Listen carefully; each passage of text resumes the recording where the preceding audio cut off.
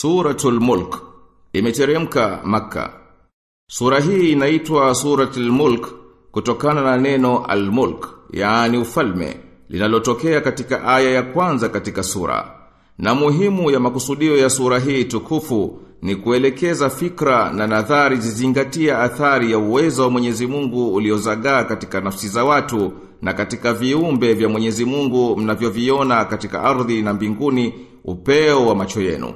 Ili hayo yawe ndiyo njia ya kupelekea kumuamini Mwenyezi Mungu na siku ya mwisho. Na pia sura hii inabainisha hali ya makafiri ambao watatupwa katika jahannam na watasikilizana mikoromo yao na wataungua katika moto wake na wataungama madhambi yao na watajuta kwa watavyoishia watapowauliza malaika kwa kutomuitikia mtume alipowaita na akawahadharisha. Na ama waliomhofu Mola wao mlezi na wakamuamini, hao watapata maghfira na msamaha kwa makosa yaliyowaporonyoka na ujira mkubwa kwa mema walioyatanguliza na wakayatenda.